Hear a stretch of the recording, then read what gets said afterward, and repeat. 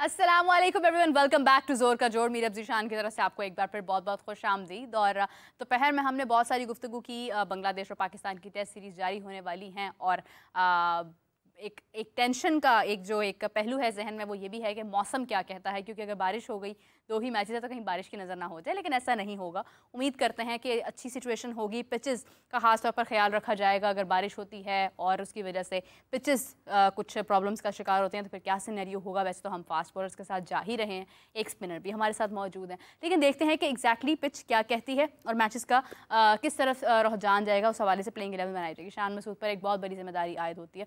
तो नाज़रीन, बातचीत का सिलसिला आगे बढ़ाते हैं। मेरे साथ मौजूद है आप सबकी जान क्रिकेट की शान हाफिज़ इमरान। अस्सलाम वालेकुम हाफिज़ साहब, कैसे हैं आप? वालेकुम सलाम जी, बहुत शुक्रिया मेरा आपका।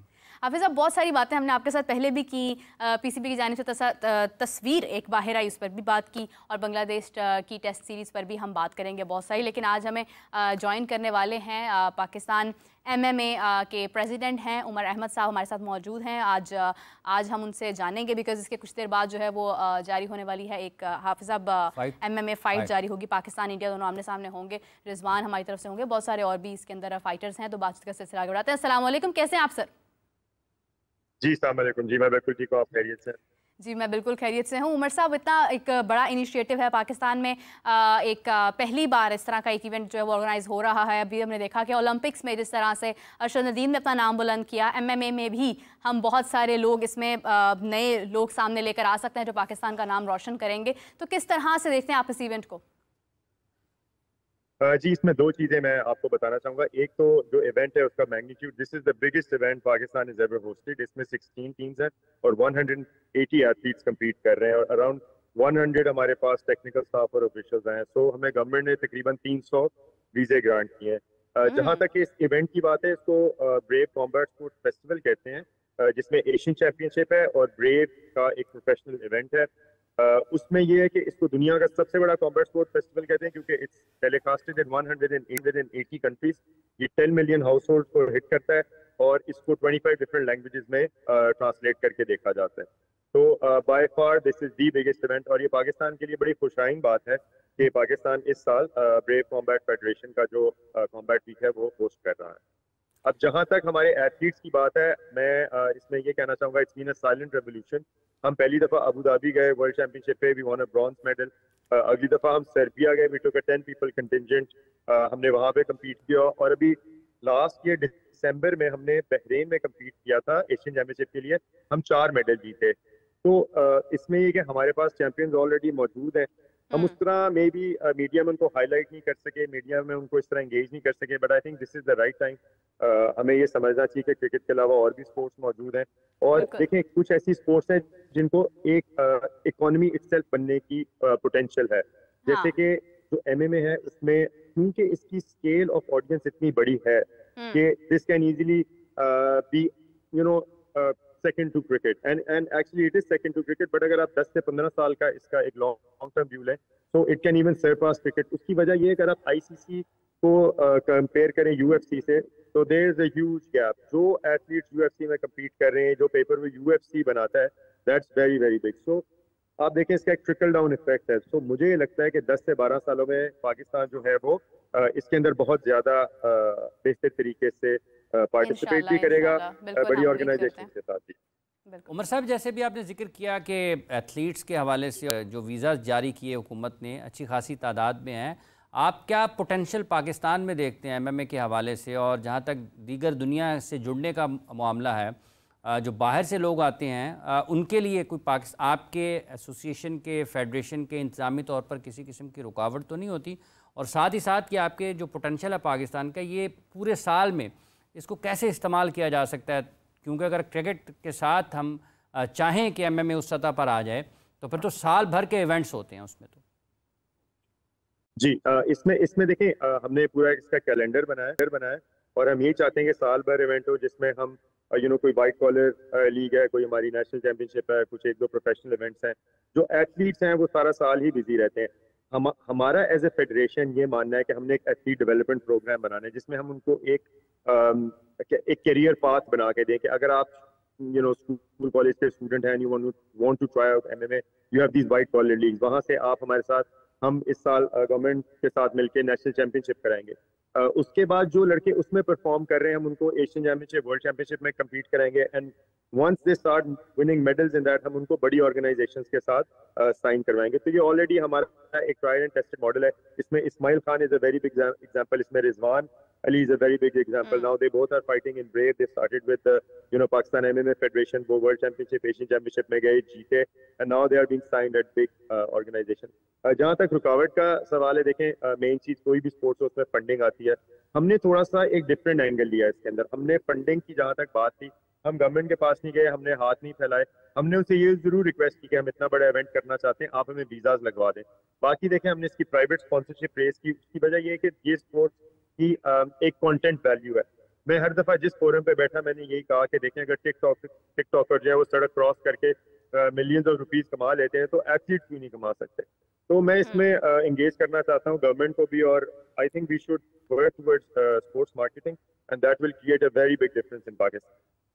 बिल्कुल सही है। बहुत शुक्रिया उमर साहब आपका, thank you so much for joining us. Hafiz साहब, जैसे इन्होंने बात की टॉकर्स इतना पैसा कमा सकते तो एथलीट्स क्यों नहीं। तो टिकटॉक तो दुनिया भर में देखी जाती है और वो जितनी उसमें अनहोनी हरकतें होती हैं वो उतनी ही पसंद की जाती है। देखिए MMA भी ये पोटेंशियल तो है इस एतबार से कि अगर आप उसका एक पहलू निकालते हैं डिजिटल कंटेंट का और वहाँ से आप अगर कमाना चाहते हैं, अर्न करना चाहते हैं, उस एक प्लेटफॉर्म को इस्तेमाल करना चाहते हैं, तो ये वाला पोटेंशियल तो है MMA के, यहाँ से आ सकते हैं। लेकिन ये इसकी बुनियाद के ऊपर कोई इसको बहैसियत प्रोफेशन या अपने मुस्तकबिल को करियर बनाने के लिए नहीं आ सकता, क्योंकि ये एक आप उसको कह सकते हैं ना कि ये एक आप उसको कह सकते हैं कि सम टाइम आप उसको गैम्बल का लफ्ज़ इस्तेमाल करते हैं, बाज़ औक़ात आप उसको कहते हैं कि लक फैक्टर। हर किसी का टिकटॉक भी नहीं चलता ना, तो अगर कोई इतना MMA के लिए आपको बहुत ज़्यादा अपने ऊपर इन्वेस्टमेंट की ज़रूरत होती है, आपकी बहुत ख़ास किस्म की ट्रेनिंग है, डाइट है, आपको बहुत सारी चीज़ें प्लान होती हैं और तरीके से। ये तो वो एक मखसूस सतह के ऊपर आकर आप इस काबिल होते हैं कि चलें लोग आपको किसी वजह से देखना शुरू करेंगे। बड़ी बात है मेडिकल केयर, मेडिकल तो फिर जो एक पूरी लंबी एक सफ़र है, उसके लिए आपको बहरहाल फेडरेशन के लेवल पर, जैसा कि उन्होंने कहा कि हम हुकूमत के पास नहीं जाते हैं, हम उसको प्राइवेट पार्टनरशिप के ज़रिए चलाने की कोशिश करते हैं। तो इसको एक दो जगह और भी हैं, मैंने देखा है वहाँ पर भी रेसलिंग के मैट भी लग रहे हैं और उसके साथ साथ MMA के ऊपर भी लोग जा रहे हैं। तो ये एक बढ़ती हुई स्पोर्ट्स है पाकिस्तान में, इसके ऊपर तवज्जो दी जा सकती है। लेकिन बात यह है कि क्या आप इसको एक करियर के तौर पर लेना चाहते हैं या फिर आप इसको जुज़वक्ती शौक़ के तौर पर लेना चाहते हैं। तो जब तक किसी को प्रोफेशनल तरीके से गेम को नहीं चलाया जाएगा और लोगों को वहाँ पर अपना करियर नज़र नहीं आएगा, मुख्तसर टाइम होता है। फिर जैसे आपने मेडिकल का जिक्र किया है कि इसमें इंजरीज़ जो हैं हेल्थ के हवाले से आपको बहुत ज़्यादा रिस्क पे होते हैं आप, मतलब हाई रिस्क गेम है, तो वहाँ पर आपको देखते हुए कुछ ज़्यादा ऐसी जो गेम्स होती हैं उनमें आपके पास जो प्राइज़ मनी है या जो आपकी टेक केयर है या जो पर आपकी तैयारियाँ हैं वो बहुत ही इस अंदाज में होनी चाहिए कि कोई पता नहीं कि एक ही फ़ाइट करने के बाद आप दोबारा फ़ाइट कर सकते हैं या नहीं कर सकते हैं। इस किस्म की सूरत हाल भी होती है। तो वो सारी चीज़ें कि इंसान अगर खुदा न खास्ता उसको कोई ऐसी इंजरी हो सकती है कि वो दोबारा खेलने के काबिल ना रहे, तो उसकी सारी की सारी बाकी लाइफ तो उसने गुजारनी है। तो वो एक बहुत जामे किस्म के मनसूबाबंदी की और उसकी हिकमत अमली की और निज़ाम की ज़रूरत है ताकि खिलाड़ियों को आगे बढ़ाया जा सके। तो बहरहाल ये खुशाइंद है कि जैसे वो बता रहे हैं कि बाहर से भी लोग पाकिस्तान आ रहे हैं, तो एक कनेक्टिविटी तो है जिससे चलेगा। जितना लोग खेलेंगे, जितने इवेंट्स होंगे, एक पूरे साल का सर्कल आपका होना चाहिए। पहले 3 महीने, फिर अगले 3, फिर अगले 3, फिर अगले 3, तो 3-3 महीने के तो फिर आपके इवेंट्स होते रहेंगे, लोग आते रहेंगे और फिर जाहिर सी बात है कि जब आपका एक कल्चर बनता है तो फिर उसमें आपकी इंगेजमेंट जो है वो बनती है और लोग आपके साथ जुड़ते भी हैं। अल्लाह करे कि बेहतर तरीके से आगे बढ़े। देखिए अगर मुवाजना आप कर रहे हैं ICC के साथ, तो ICC एक पहली बात तो है कि मवाजना बनता नहीं है, वो एक बिल्कुल अलग चीज़ है। ये एक बिल्कुल अलग चीज़ है। वहाँ पर तो इंजरीज़ जो हैं वो अगर हो जाती हैं तो वो आपके खेलने की वजह से होती हैं, आपके किसी ऐसे एंगल की वजह से हो जाती है। यहाँ पर तो इंजरीज़ ही इंजरीज़ हैं, आपने मुकाबला ही इंजरीज़ का देखिए वो ये और किस्म के, और ये पाकिस्तान में एक मसला लोगों के साथ ये भी है कि भले वो कोई भी खेल, किसी भी खेल से ताल्लुक़ रखता है, कोई भी शख्स है या कोई एडमिनिस्ट्रेटर है या कोई खिलाड़ी है, वो ये समझता है कि शायद क्रिकेट के ऊपर पाकिस्तान, हुकूमत पाकिस्तान बहुत खर्च करती है। ऐसा नहीं है, ऐसा नहीं है। लोगों को ठीक है, एक तरीके से आप उनके साथ कहें जी हमने उतनी मकबूलियत हासिल करनी है जितनी क्रिकेट पाकिस्तान में देखी जाती है, ये आप कह सकते हैं।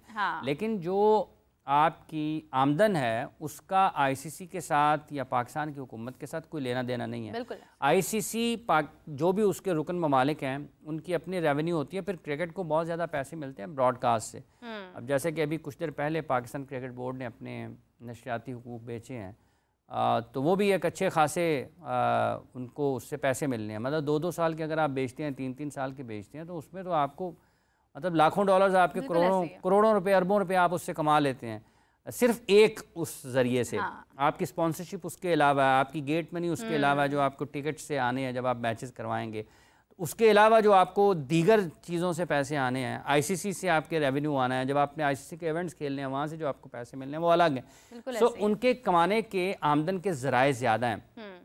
इस पर ज़रूर कोशिश होनी चाहिए कि हम इस खेल को उस सतह, किसी भी खेल को उस मकबूलियत की सतह पर ज़रूर लेके आएंगे जितना पाकिस्तान में क्रिकेट मकबूल है। तो जब आप इतने मकबूल हो जाएंगे ना, फिर आपके फाइनेंशियल इशू रहता ही नहीं है। क्योंकि जब आप मतलब करोड़ों लोगों में देखे जाएंगे तो फिर जो लोग स्पॉन्सर्स हैं वो आपके साथ जुड़ते ही जुड़ते हैं, अगर तसलसल के साथ काम करते रहें तो। बिल्कुल सही बात है। अब देखें ना, अब शहबाज फतेह अली खान ने अपना कैरियर शुरू तो क्रिकेट से किया, लेकिन मकबूलियत उनको अपनी आवाज़ की वजह से मिल गई है। तो वो नहीं, वो उनको मकबूलियत अपनी आवाज़ की वजह नहीं, वो बेसुरे कानों की वजह से मिली। खैर, किसी भी किस्म की कोई भी चीज़ बाज़ औक़ात ऐसी लाइमलाइट में आ जाती है कि उसको मकबूलियत हासिल होने लग जाती है। किसी का मवाजना किसी के साथ है नहीं। क्रिकेट बिल्कुल एक मुनफरद और एक इंडिपेंडेंट चीज़ है। बाकी तमाम खेल क्योंकि हुकूमत के ज़ेरे नज़र आते हैं और उन पर हुकूमत का कितनी इन्वेस्टमेंट है वो एक अलग पहलू है। लेकिन इसकी केयर, इसका सारा जो टेक केयर है, सारा ख्याल है, सारे जो तमाम इसके इंतजामात हैं वो बहुत इंपॉर्टेंट है। अगर MMA because it's a large thing, it's a huge thing. और जिस तरह हाफिज़ साहब क्रिकेट की बात कर रहे थे, अब देखें आप राइट्स अगर दिए गए हैं 2 बहुत ही मकबूल चैनल्स हैं उनको, तो उसके बाद वो चैनल्स आप देखें कि उन्होंने खरीदा और उसके बाद उन्होंने उससे डबल कमा भी लेना है, क्योंकि हर किसी की नज़र क्रिकेट पर होती है। ये तो एक गिव एंड टेक और साइकिल है। वो क्रिकेट के साथ किसी का कोई मुकाबला नहीं है पाकिस्तान में। और हाँ, मकबूलियत के एतबार से आप चाहें हम वहाँ पर जाना पड़ेगा। क्रिकेट की एक हिस्ट्री है ना। देखें क्रिकेट पाकिस्तान में क्या में पाकिस्तान से अब तक खेली जा रही है, ठीक है। 52 में पाकिस्तान ने पहला टेस्ट मैच खेला था, आज 2024 आ गया। हॉकी की भी थी, बिल्कुल है। हॉकी भी 70,000 का स्टेडियम यहाँ पर हमारे पास ही है, और उसमें भी वो 70,000 लोग पूरे बैठे होते थे जब उरूज का दौर था ना पाकिस्तान का। तो अगर तो इस मकबूलियत पे आप जाते हैं तो फिर तो बहुत अच्छी बात है। और ये जो लाखों करोड़ों में पाकिस्तान की क्रिकेट बोर्ड के जो टेलीविज़न राइट्स जो हैं ये बिकते हैं, फिर ये पैसे खर्च होते हैं क्रिकेट के ऊपर। इसलिए जहाँ तक ताल्लुक इस चीज़ का कि क्रिकेट के साथ आपको किसी चीज़ का मवाजना नहीं करना चाहिए, लेकिन बहरहाल अगर आप मकबूलियत में जाना चाहेंगे तो ठीक है।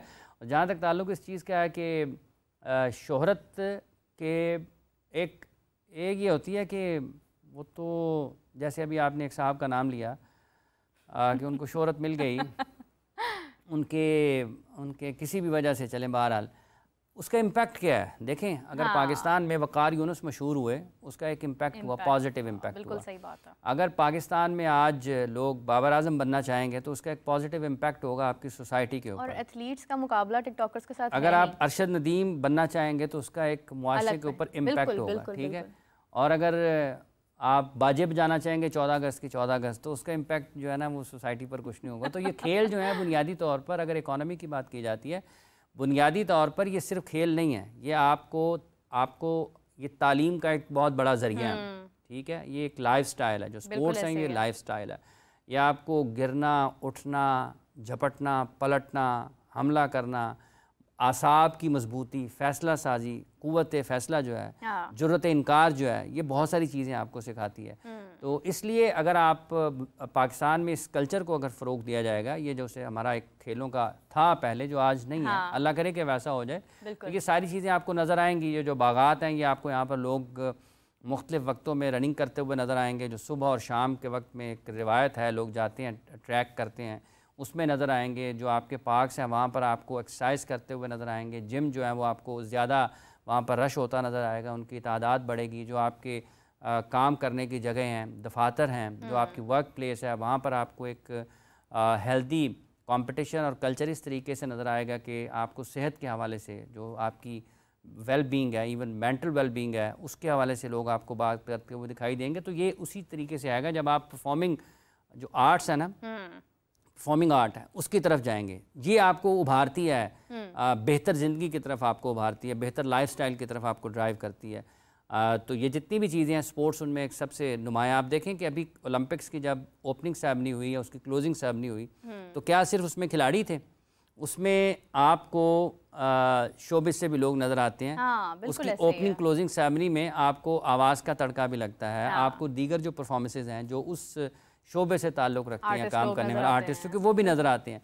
तो ये मिक्स एंड मैच है। अगर आप इसको करते हैं तो फिर यकीनी तौर पर आपके सोसाइटी के ऊपर, आपके मुल्क के ऊपर, उसकी इकॉनमी के एतबार से, उसकी इवन जो बेटरमेंट है टुवर्ड्स, आप उसको कह रहे हैं कि हेल्दी एक्टिविटीज़ के एतबार से, वो बहुत सारी एजुकेशन जो सबसे इम्पॉर्टेंट चीज़ है, उन तमाम चीज़ों को ये चीज़ें लिंक्ड हैं, जुड़ी हुई हैं। ठीक है, अल्लाह करे कि वो हो और उसको आगे तरीके से आगे बढ़ाएं। और कौम को ये फ़ैसला ज़रूर करना चाहिए कि उन्होंने मतलब आइडलाइज आप किसको कर रहे हैं, ठीक है। और मतलब हर चीज़ को एक ने, मतलब यहाँ पे तो हम तो इतने मसरूफ़ लोग हैं कि अगर कोई शख्स खंबे पे चढ़ के, वो वापडा का ही होगा ना और वो ठीक कर रहा होगा तार, तो कोई यहाँ पे कहते हैं यार खुदकुशी करना से चढ़े है, तो उसको देखने के लिए लोग 3500 लोग नीचे जमा हो जाएंगे, इतने मसरूफ़ हैं हम। अब वो ऊपर से तार करे, तार ठीक करता करता आराम से नीचे उतरेगा और चला जाएगा। लोग कहेंगे तू तो खंबे तो छाल मारनी से, सही बात है। उन्होंने कहा छाल मैंने से मारनी, कोई कंस्ट्रक्शन हो रही है, लोग खड़े हो जाएंगे ऐमी बिला वजह। वो एक खुदा न खास्ता किसी की गाड़ी या कोई मोटरसाइकिल को छोटी मोट लग गई है ना, हल्की फुल्की, वो जा रही हैं, जा रहे होंगे ना, बिल्कुल ऐसे वो खलोई, बिल्कुल पीछे देखने नहीं पाइन, तुसी ते अगे ठहरो, देखते देखते पीछे अपना नुकसान हो जाता है। फिक्र है गड्डी साइड ते खड़ो, उनको जाके पूछो, चीज की जरूरत नहीं, हेल्प नहीं करनी है, मसरूफ हैं, लेकिन देखना जरूर है। और एक सामने से आ रहा होगा, ठीक है, रॉन्ग साइड से आ रहा होगा ना, तो सामने जो अपने ठीक सड़क पे जा रहा होगा, वो जो सामने से आ रहा होगा वही कह रहा होगा तन नजर नहीं आ रहा। तो हम तो इतने मसरूफ हैं। तो इसलिए जब इस तरह के हालात हो जाते हैं तो फिर कोई कुछ भी गाए वो मशहूर हो जाता है। बिल्कुल आपने ठीक बात की। अब वैसे तो हम स्पोर्ट्स के ऊपर बात करते हैं अमूमन, लेकिन एक चीज़ और इसमें ऐड करना चाहूँगी कि आप देखें ट्रैफिक की, अगर हम देखें ना, ट्रैफिक में अक्सर क्या होता है कि गाड़ियाँ दौड़ में लगी हैं, रेस में लगी हैं, हम आगे चले जाएं, हम चले जाएं, लड़ रहे हैं एक दूसरे से, और जाकर करना क्या, कुछ भी नहीं। वो या तो हो कि आपने ऑफिस जाना है, आपकी कोई खास मसरूफियत है, आपने वक्त दिया, हो सकता है किसी ने जाना, नहीं भी होता। हाँ वही आपको मैं बताऊं, हो सकता है कि किसी ने कहीं जाना हो तो तुसी करो 5 मिनट पहले निकल आओ ना। हाँ। अगर किसी ने जाना भी है तो वो घर से पहले निकले। हाँ। ये इस तरह से लोग भाग रहे होते हैं कि जैसे उन्होंने फैसलाबाद से पहले ब्रेक ही नहीं लगानी, लेकिन वो अगले इशारे पे सब तो आखिर तक खड़े होंगे। बिल्कुल ऐसे ही है, बिल्कुल ऐसे ही है। और इस तरीके से जो हमारी ट्रैफिक है उसका तो वो हाल इस हद तक, मतलब ये वही हाल है जो हर जगह पर नजर आता है। हाँ। यूं टक टक टक टक टक टक, वो पता नहीं क्या कर रहे हैं, वो पता नहीं जिंदगी की आखिरी ड्राइव कर रहे हैं या अपना नुकसान करना है या किसी और का नुकसान करना है। वो ऐसे चला रहे होते हैं लोगों के, पता नहीं अगर फलां वक्त तक जैसे आज नाम मिल जाना है, रेसिंग ट्रैक है ये, वो ये भी समझते हैं। वो बात जो भलाई के अंदर, जो खुदा न खासा अगर कोई गिर जाता है तो गिर के ना उसी को बुरा भला कह रहा होता है, गिरा अपनी वजह से होता है, दूसरों के ऊपर गुस्सा निकाल रहा होता है। बिल्कुल सही है। Coming back to the Bangladesh, ये जो दीगर खेलों वाले लोग हैं ना, ये भी होता खुद से कुछ नहीं है तो क्रिकेट को बुरा वाला कही जा रहे हैं। असी उन्होंने देखो ना साढ़े पैसे खा गए, तो भाईजान वो कमाते हैं सारा साल, वो क्रिकेट चलती है उनकी सारा साल, जो भी जिसका भी जिस लोग भी हमारे पैसे से कर लिया, हमारे टैक्स के पैसे, टैक्स क्रिकेटर्स और क्रिकेटर वो तो खुद टैक्स देता है। हुकूमत जिनको देती है ना, फंड करती है, जिनकी माली मदद हुकूमत करती है, उन खेलों का हाल देख लें, वो गिरा पड़ा है, किस खस्ता हाल में मौजूद है। हाफिज साहब, बांग्लादेश टेस्ट सीरीज भी हमारी होने वाली है, and coming back to the खस्ता पिस्ता। खस्ता मेरे एक और लफ्ज़ ज़हन में आ नहीं रहा है, उसको अगर कोई नहीं, वो एक और है, इसी खाने पीने के हिसाब से ही है, वो ना ज़हन में नहीं आ रहा। खस्ता तो मतलब बड़े खस्ता बिस्किट में। वो एक और है कि वो ज़हन में नहीं आ रहा। चलें बांग्लादेश की तरफ आ जाते हैं। अच्छा, तो हाफिज साहब, मौसम कहता है कि 18 तक बारिशों का सिलसिला जारी रहेगा, 18 तारीख तक। 21 को पहला मैच है, लेकिन आपको पता है अगर इंग्लैंड में मौसम आँख मचोली का सिलसिला जारी कर सकता है तो पाकिस्तान में तो कुछ भी हो सकता है। तो अगर बारिशों का सिलसिला जारी हुआ, 2 ही मैचेस हैं और बारिश की नज़र हो गए, तो क्या होगा? अच्छा, ये बात एक ठीक है कि चूँकि कराची में मौसम अब चूँकि इन दिनों जिन दिनों में टेस्ट मैचेस हैं मुल्क भर में, चूँकि मौसमियाती तब्दीलियों के बायस कुछ रूटीन का रहा नहीं, मामूल का रहा नहीं, तो फ़र्क पड़ा है उस लिहाज से भी, क्योंकि बारिशें ज़्यादा रहती हैं मुल्क में।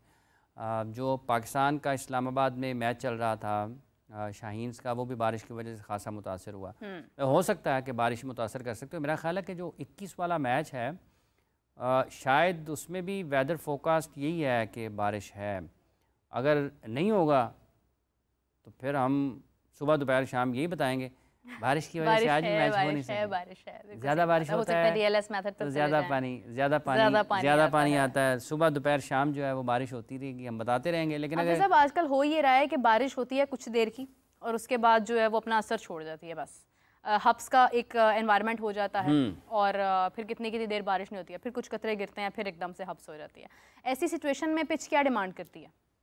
पानी और वो ना देखिए पिच तो कवर हो जाती है, ये हल्की फुल्की बारिश उसको असर नहीं करती। लेकिन ये जो हब्स वाला है, ये ह्यूमिड वेदर जो है, ये किसी भी किस्म की जो आउटडोर गेम है ना उसके लिए ज़रा मुश्किल होता है, क्योंकि स्पिनर्स, फास्ट बॉलर्स हैं या स्पिनर्स हैं, इवन जो ग्राउंड में फील्डर्स भी हैं, ये उनके लिए भी एक बड़ा मुश्किल तो नहीं कहा जा सकता, क्योंकि वो उसके लिए तैयार होते हैं ज़हनी और जिस्मानी तौर पर, लेकिन एक मुश्किल इस सेंस में ज़रा कि आपको ज़्यादा जान लगाना पड़ती है। देखें, आप स्वेट हो रहे हैं, आपको घुटन होती है, ठीक है, तो आपको फोकस रखना पड़ता है ऑल द टाइम। जो फील्डर्स हैं उनको हर वक्त फोकस रखना पड़ता है, बॉल किसी भी वक्त आ सकता है। यही हाल जो है जब आप बैटिंग कर रहे हों या आप बॉलिंग कर रहे हों, तो उस वक्त भी आपको ज़रा मामूल से ज़्यादा एफर्ट करना पड़ती है, क्योंकि मौसम उतना अच्छा होता नहीं। अगर यही टेस्ट मैचेस अगर आप देखें कि जनवरी में हो रहे हों, फरवरी में हो रहे हों, मार्च में हो रहे हों, तो या नवंबर दिसंबर में हो रहे हो, तो मौसम ज़रा थोड़ा सा मुश्किल, अब वो बेहतर होता है उस लिहाज से। लेकिन इस मौसम में जहाँ पर आपको ह्यूमिडिटी होती है, हब्स जिसका आपने जिक्र भी किया वो होता है, तो ये ज़रा मुश्किल मौसम है क्रिकेट के लिए। और इसी वजह से तो हमने कहा था चंद दिन पहले भी, जब ये सीज़न की बात हो रही थी PCB के, कि आपने जो 4 डे क्रिकेट है वो आप मई जून जुलाई अगस्त, मेरा ख्याल है, हाँ, मई के आखिर से जून जुलाई अगस्त में करवा रहे हैं।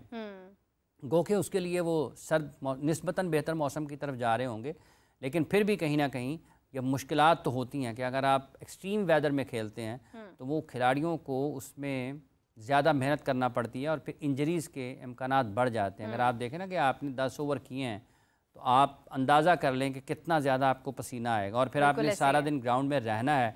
और ये ऐसा मौसम है कि अगर आप खड़े भी किसी जगह पर रहें ना, तो आपको खड़े कुछ भी ना कर रहे हो, तो आपको इतना पसीना आएगा कि जिसकी हद हिसाब नहीं। और अगर आप भाग रहे हैं, बॉलिंग कर रहे हैं, बैटिंग कर रहे हैं, और जब आप फोकस होते हैं ना किसी चीज़ के ऊपर, तो आपकी बॉडी ज़्यादा वर्क कर रही होती है, आपको और ज़्यादा तरीके से स्वेटिंग होती है। अच्छा, और मुसलसल आप पानी का इस्तेमाल भी नहीं कर सकते ऐसी सिचुएशन में? हाँ, मुख्तलिफ चीज़ें, आपको डिहाइड्रेशन भी हो जाती है। स्वेटिंग मौसम मुश्किल है, हब्स में ज़्यादा मुश्किल होगी अब। लेकिन ये क्रिकेटर्स जो हैं, अब देखें ना, पाकिस्तान में जब पाकिस्तान की A टीम ने जाना था ऑस्ट्रेलिया डार्विन खेलने के लिए, तो एक फ़िज़िकल फ़िटनेस के लिए कैंप लगा था कराची में, और उसके बाद जब पाकिस्तान के खिलाड़ी ऑस्ट्रेलिया में खेलने के लिए गए, तो वहाँ पर भी 1-2 फास्ट बॉलर थे, तो उनको इंजरीज़ हुई थी। तो क्या ऐसा तो नहीं है कि जब वो यहाँ पर इतनी ज़्यादा उनको ट्रेनिंग करवाई गई कि वो ऑस्ट्रेलिया गए और वो पहले ही इतने एग्जॉस्ट हो चुके थे कि वो उसके जब कंपटीशन में गए हैं अनफिट हो गए? तो अब देखना ये है कि बारिश साहिबा जो हैं वो इजाज़त देती हैं या नहीं देती हैं। लेकिन बहरहाल पाकिस्तान ने 9 टेस्ट मैचेस खेलने हैं। अभी वो जो एक बड़ी दिलचस्प चीज़ है कि पाकिस्तान ने 11 टेस्ट मैचेस खेलने हैं। ये जो 2 साल के राइट्स पाकिस्तान के हुए हैं ना, इन 11 में से 9 तो पाकिस्तान ने अब से शुरू होकर आइंदा चंद महीनों में 9 ख़त्म कर देने। इसका मतलब ये है कि जो पाकिस्तान के अगला साल है, उसमें शायद पाकिस्तान सिर्फ 2 टेस्ट मैचेस ही खेलेगा। तो ये अलार्मिंग है कि अगर शान मसूद पाकिस्तान के वो खिलाड़ी जिन्होंने टेस्ट मैचेस ज़्यादा टेस्ट, जो सिर्फ टेस्ट में यानी कि एक फॉर्मेट खेलते हैं, उनके लिए क्या होगा। मैं फिर भी एक मरतबा देख लेते हैं ताकि किसी किस्म का कोई अभाम रहा ना। हाँ, पाकिस्तान ने 28 माह के दौरान मजमूई तौर पर 11 टेस्ट मैचेस खेलने हैं।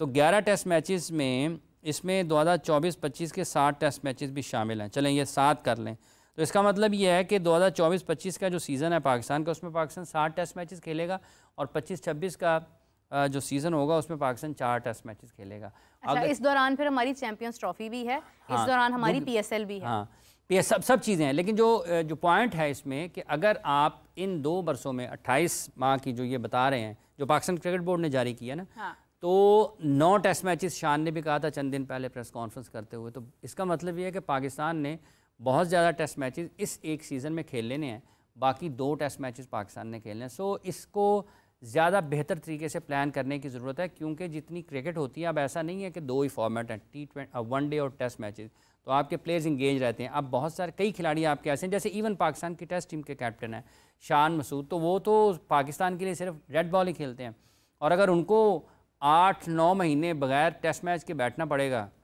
तो ये तो फिर उनकी पोटेंशियल से जो उनकी सलाहियतें हैं, ना सिर्फ वो बल्कि उसके अलावा भी और जो खिलाड़ी हैं जो टेस्ट के स्पेशलिस्ट हैं, उनके लिए मुश्किलात होंगी। हाफिज साहब, आप देखें ना आमिर जमाल जिस तरह से अभी उनकी भी तशवीशनाक है, मतलब कुछ हम कह नहीं सकते हैं, बिल्कुल मुकम्मल तौर पर मैच फिट हैं, तो अगर वो भी क्योंकि बार बार अगर आपको रेस्ट नहीं मिल रहा इस दौरान, अगर आप मुसलसल क्रिकेट खेल रहे हैं, तो आपकी बॉडी पर भी उसका असर पड़ता है, आपकी इंजरीज भी होती हैं, आपको रेस्ट का टाइम नहीं मिलता है, तो किस तरह से केयर की जा सकती है फिर अपने? देखिए, एक तो ये है कि जैसे भी हम टेस्ट मैचेस का जिक्र कर रहे हैं ना कि 11 टेस्ट मैचेस, अगर फ़र्ज़ कर लें कि पाकिस्तान ने 2 टेस्ट साल में 11 टेस्ट मैचेस खेलने हैं, तो इसका मतलब ये कि 5.5 मैचेस एक साल में 12 महीनों में, यानी कि आप 5 टेस्ट मैच खेलेंगे, ठीक है, 12 महीनों में 5 टेस्ट मैच, तो ये तो हर 2 महीने के बाद भी एक नहीं बनता।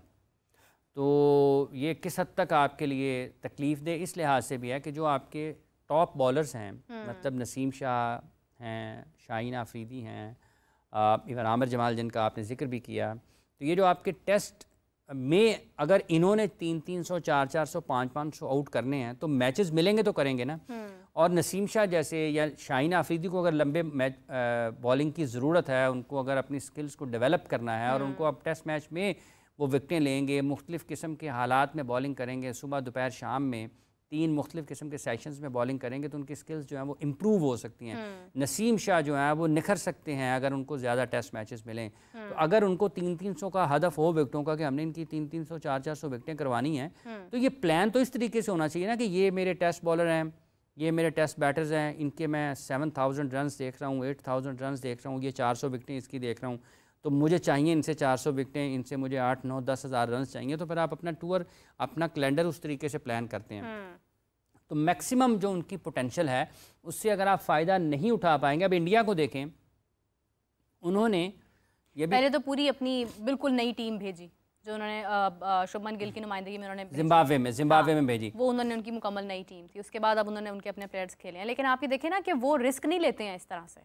देखिए, पूल ऑफ प्लेयर्स का है ना, अभी अगर टेस्ट मैचेस की बात करें तो उन्होंने ऑस्ट्रेलिया में जाकर 5 टेस्ट मैचेस खेलने हैं, फिर मेरा ख्याल है कि बांग्लादेश के ख़िलाफ़ भी टेस्ट मैचेस खेलने हैं होम, फिर शायद न्यूजीलैंड ने खेलने के लिए आना है या इंग्लैंड ने आना है, टेस्ट मैचेस हैं।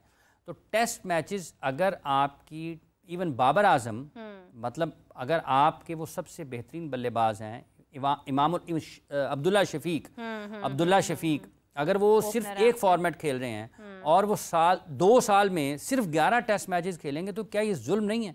मतलब अब बाबर आजम पाकिस्तान के टॉप बैटर हैं और अगर वो 2 साल में सिर्फ 11 टेस्ट मैचेस खेलेंगे, तो क्या ये उनकी सलाहियतों से इंसाफ है? मैक्सिमम आपको कम अज़ कम और कुछ नहीं, 18-19 टेस्ट मैच तो मिलने चाहिए ना 2 साल में, मतलब 10 टेस्ट मैच कम अज़ कम पाकिस्तान को रखने चाहिए अपने कैलेंडर में। साल में जो सीज़न है उसमें 10 टेस्ट मैचेस तो रखने चाहिए, साले 10 ना रखें, 8 तो रखें, 9, 8, 9, 16, 18 के दरमियान में भी होंगे ना। तो आप देखें, अगर किसी का करियर है 5 साल का और अगर वो 1 साल में 8 टेस्ट मैचेस खेलता है, तो 5 साल में वो 40 टेस्ट मैच खेल गया, कुछ उसने अचीव तो कर लिया होगा। 40 टेस्ट मैचेस अच्छे खासे टेस्ट मैचेस हैं। और अगर आप 8 साल तक जाते हैं या 10 साल तक आपका इंटरनेशनल करियर जाता है, तो आपके पास ये चांस तो होगा ना कि यार आप कहीं ना कहीं थोड़ा आपका करियर लंबा होता है, आप 100 टेस्ट मैचेस खेल सकते हैं। इसलिए इस सारी सूरत हाल में जितनी आप रेड बॉल क्रिकेट की तरफ जाएंगे, आपकी प्लेयर्स की जो क्वालिटी है, उनकी स्किल्स जो हैं वो भी इम्प्रूव होंगी। वर्ल्ड मैप के ऊपर जो क्रिकेट का है, जो नक्शा है क्रिकेट की दुनिया का, वहाँ पर आपके खिलाड़ी रिकी पॉन्टिंग हैं, ब्रायन लारा हैं, सुनील गावस्कर हैं, जावेद मियादाद हैं, जैक कैलिस हैं, आपके इंजमामुल हक हैं, ये भी इंग्लैंड के लेफ्टी थे, एलिस्टर कुक हैं, मतलब ग्रेट, विव रिचर्ड्स हैं, दुनिया के बड़े बड़े खिलाड़ी हैं ना, जिन्होंने, विराट कोहली अभी हैं, सचिन तेंदुलकर हैं, महिला जयवर्धने हैं, संगकारा हैं, सनत जयसूर्या हैं। तो आपने अपने प्लेयर्स को उस सफ़ में लाना है कि जहां पर वो दुनिया के बड़े क्रिकेटर्स के साथ उनका नाम लिया जाए, Shane Warne, Wasim Akram, Muralidharan, Jimmy Anderson, Stuart Broad, Curtly Ambrose, Malcolm Marshall, Allan Donald, Richard Hadlee, Dennis Lillee, Kapil Dev, Wasim Akram, Waqar Younis, Imran Khan. तो ये सारे के सारे वो लोग हैं। रेड बॉल में जब उनके ज़्यादा मैचेस नहीं होंगे, ये एक और भी चीज़ है इसमें। देखिए बात यह है कि अगर आप 2 घंटे के लिए पढ़ेंगे तो आप 20 घंटे वाले का तो मुकाबला नहीं कर सकेंगे ना। 20 घंटे वाले की फिर इल्म भी ज़्यादा होगा, समझ बूझ भी ज़्यादा होगी, कंसिस्टेंसी ज़्यादा होगी। देखें ना, फोकस ज़्यादा होगा। आप बहुत, तो ये अगर आप सिर्फ T20 क्रिकेट खेलेंगे ना, तो आपके पास बात करने के लिए, क्रिकेट को समझने के लिए भी उतना ही इल्म मौजूद होगा जितना आप उसको टाइम देंगे। मतलब ग्राउंड इज़ जस्ट लाइक कि जितना वक्त लर्निंग प्लेस ना, आपका स्कूल है वो, आप वहाँ से सीख रहे हैं। जितना वक्त आप उसको देंगे उतना ही वो वक्त आपको वापस देगी। तो इसलिए अब ये देखें ना, हर खबर में, जैसा कि हर प्रेस रिलीज में भी खबर होती है कि 11 टेस्ट मैच, जैसे चंद दिन पहले शान ने भी कहा था, लेकिन इन्होंने ऑफिशियली अनाउंस किया है 2 साल में 11 टेस्ट मैच। तो मतलब ये एक, नहीं आपको लगता है कि ये बहुत कम है? कम है जी, बिल्कुल। मतलब अब्दुल्ला शफीक अगर वनडे क्रिकेट नहीं खेलते हैं, T20 क्रिकेट भी नहीं खेलते हैं पाकिस्तान, उनका क्या है? मतलब एक मैच खेलेंगे, उसके बाद इंतजार करेंगे, एक मैच खेलेंगे, उसके बाद इंतजार करेंगे। और ये 9 टेस्ट मैचेस अगर पाकिस्तान सीजन में खेलता है तो अगले सीजन में 2 टेस्ट मैच बनते हैं। इन्होंने कहा कि 7 खेलेंगे और 2 अगले सीजन में आ जाएंगे। तो इसका मतलब ये कि बाकी साल में फिर आपके 4 टेस्ट मैच होंगे ना। फिर ये है कि इसमें आपकी वेदर कंडीशंस भी आ जाती हैं, इसमें आपकी दीगर मसरूफियात भी आ जाती हैं, इंजरीज भी आ जाती हैं, सब चीजें। अगर इंजर्ड हो गया फर्ज कर लें, हाँ खुदा ना खासा, तो फिर उसके बाद भी एक गैप बैठा रहेगा बाहर। हाफिज साहब, एक और बात मेरे जहन में आ रही है, वैसे तो we are about to wrap up, लेकिन जाते रहते एक और बात मैं करना चाहती हूँ कि आपको नहीं लगता कि हमारा टेस्ट और ODI में जो खिलाड़ी खेलते हैं, वैसे तो शान मसूद ठीक है टेस्ट के प्लेयर है, साउथ शकील को भी हम वहीं पर काउंट करते हैं, हमें थोड़ी इसके अंदर भी कैटेगराइज करना है प्लेयर्स को? देखिए ये तो शान मसूद का जहाँ पर आपने जिक्र किया, 2022 के वर्ल्ड कप में पाकिस्तान ऑस्ट्रेलिया खेलने के लिए गया, वर्ल्ड कप T20 का वर्ल्ड कप था, और उसमें टॉप स्कोरर थे। फाइनल में भी मेरा ख्याल वो टॉप स्कोरर थे। इंडिया के खिलाफ जो सबसे अहम मैच था पाकिस्तान का उस वर्ल्ड कप में, जो कि पाकिस्तान हारा, नाकाम हुआ, पाकिस्तान जीत नहीं पाया उस मैच को, उसमें भी वो टॉप स्कोरर थे। तो ये तो अब आपने बना दिया, इसका इन्हिसार जो है ये फैसला साजों के ऊपर है कि आप क्या किसी को लेबल तो नहीं करना चाहते हैं। मतलब आप अगर ये समझें कि अब्दुल्ला शफीक सिर्फ T20 टेस्ट मैच ही खेल सकते हैं, या साउथ शकील इवन किसी को भी आप कैसे कर सकते हैं, ये आप ट्राई आउट करते हैं। ये जो है ये वो लोग फैसले करते हैं जिनको, जो किसी की टैलेंट की आइडेंटिफिकेशन की सलाहियत हो किसी में मौजूद। अगर किसी में टैलेंट को आइडेंटिफाई करने की एबिलिटी ही ना हो ना, तो वो कभी भी स्विच नहीं करा सकता प्लेयर्स को। मतलब अगर कोई ये समझता है, उसने कुछ देखा है, वो फिर लाजिम नहीं है कि वो सिर्फ मैच ही देख लेता है। अगर वो फिर उसका कोई प्रैक्टिस सेशन भी तरतीब देता है, यार इसको यहाँ पर ये बॉल करो, ये करो, ये करो, ये, फिर वो समझता है कि इसमें जान है, तो फिर आप स्विच करते हैं अपने प्लेयर्स को, आप नंबर्स भी स्विच कर देते हैं with the passage of time. आप समझते हैं कि ये वहाँ पर ज़्यादा, सम टाइम प्लेयर्स एडजस्ट कर जाते हैं, सम टाइम प्लेयर्स एडजस्ट नहीं करते हैं, तो आप वापस उसको उसकी पोजीशन पर ले जाते हैं। तो किसी को महदूद नहीं करना चाहिए, लेबल नहीं लगाना चाहिए। आपको उसकी स्किल्स को डेवलप करने के लिए काम करना चाहिए कि अगर अब्दुल्ला शफीक में ये सलाहियत है कि वो हाई स्ट्राइक रेट के साथ भी जा सकता है, तो सिर्फ उसको टेस्ट मैचेस तक महदूद नहीं रखना चाहिए। अगर साउथ शकील बेसिक्स के ऊपर, एक इंडिया के बैट्समैन हैं ऋतुराज गायकवाड़, या मेरा ख्याल है कौन है एक, वो जो हैं हाइस्ट, उनका 150 से ज़्यादा स्ट्राइक रेट, अक्सरियत बाज़ औक़ात नहीं, अक्सर मौक़े में देखा गया है कि वो 150 के स्ट्राइक रेट से ज़्यादा के स्ट्राइक रेट के साथ खेल रहे होते हैं, लेकिन उनकी जो शॉट्स हैं वो ग्राउंड शॉट्स ही होती हैं। मतलब छक्के नहीं होते हैं ज़्यादा, 10, 11, 12 चौके नज़र आएंगे, एक आध छक्का नज़र आएगा, लेकिन जो स्ट्राइक रेट है वो 150 से प्लस ही होगा, अबव होगा, 150 से 140 से अबव होगा। तो आपके ये स्किल्स डेवलप कर सकते हैं ना आपके, आप मिनिमम रिस्क के साथ हाई स्ट्राइक रेट के साथ खेल सकते हैं। तो ये किसका काम है? ये उसका काम है जिसको ये पता होगा कि यार इसमें किस चीज़ की कमी है, इसको दूर किया जा सकता है। खैर हाफिज़ साहब, ये एक बहुत आपने इंपॉर्टेंट पॉइंट मेरे दिमाग में है और मैं इसके ऊपर तफसीलन बात करना पसंद करूँगी। इस पर हम ज़रूर बात करेंगे। बहुत सारे खिलाड़ियों के नाम भी मेरे जहन में आ रहे हैं जिनको हम इस मौजू के ऊपर डिस्कस कर सकते हैं। तो नाज़रीन, हम आपसे मुलाकात करेंगे कल। हाफिज़ साहब और मुझे अभी के लिए इजाज़त दीजिए। बहुत सारी गुफ्तगू हमने की और जो पॉइंट एक्जैक्टली हमने रेज़ किया है ये बहुत इंपॉर्टेंट है, इसके ऊपर हम तफसीलन गुफ्तगू आपके साथ कल करेंगे। तब तक के लिए अल्लाह हाफिज़।